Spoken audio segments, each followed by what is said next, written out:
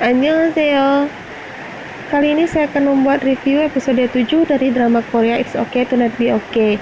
Tapi sebelum itu jangan lupa support channel ini dengan cara klik like dan subscribe-nya ya.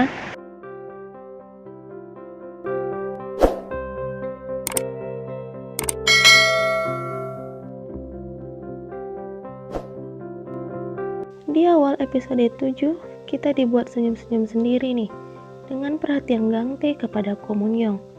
Semalaman dia menjaga gadis itu, mengompres tubuhnya yang panas, hingga ia sendiri tertidur di dekat Moon-young. Semakin perhatian aja ya, babang ganteng ini ke penulis Ko.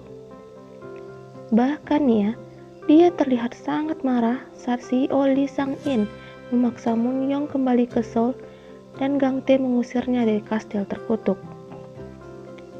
Selain itu, untuk mengobati perasaan dan tubuh Ko Moon-young yang sakit, Gangtae juga rela bolos kerja dan mengajak wanita itu pergi keluar mencari udara segar.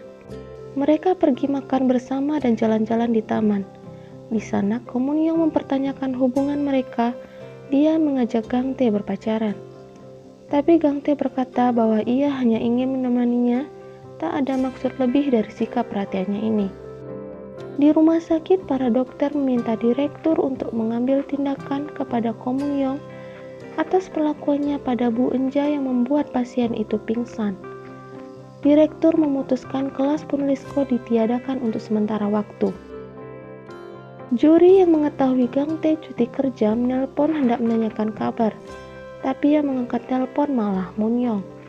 Juri merasa sangat kesal dan berbalik arah tidak jadi pulang ke rumah.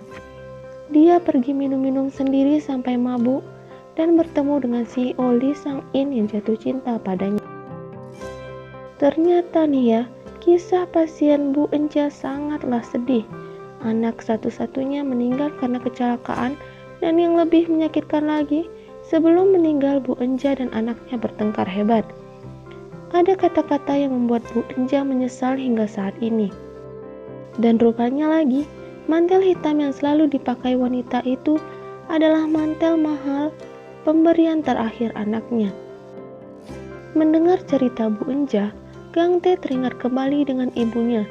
Hal itu membuat dia sangat sedih sehingga mengajak Jae-soo minum-minum sepulang kerja. Moon-young yang tak bisa tidur duduk di tangga kastil menunggu Gangtae pulang. Di sana Gangtae memberikan sebuah boneka handmade-nya bernama Mangtae. Dia bilang itu boneka mimpi buruk punya Sang-tae dulu. Jika Moon-young menggenggam boneka itu saat tidur, semua mimpi buruk akan diserapnya dan boneka itu akan memakannya sepanjang malam. Dengan senang hati, Moon-young menerima boneka itu. Moon-young kembali bertemu dengan Bu Eunja. Bu Eunja meminta maaf karena telah menyulitkannya. Moon-young tak terima karena kejadian itu kelasnya ditiadakan untuk sementara. Dia meminta ganti rugi, yaitu mantel hitam yang selalu dibawa-bawa Bu Eunja. Awalnya wanita itu terlihat ragu, tapi kemudian dia memberikan mantel itu ke penulis Ko. Bu Eunja berkata kepada Gangtae bahwa pundaknya terasa ringan sekarang. Secara tak langsung nih, Moon-young telah membantu Bu Eunja bebas dari beban dan tekanan hidupnya selama ini. Di taman rumah sakit, Moon-young bertemu ayahnya.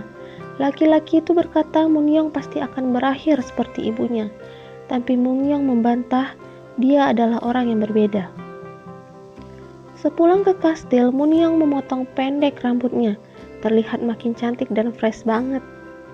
Dengan memotong rambut, dia seolah-olah telah memotong tali di lehernya selama ini. Moon-young merasa bebas dari bayang-bayang ibunya.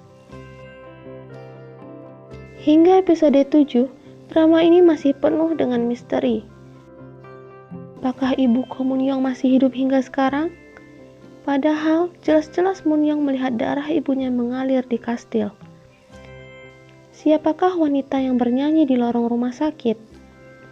Dan sosok Bu Okran yang sangat mencurigakan.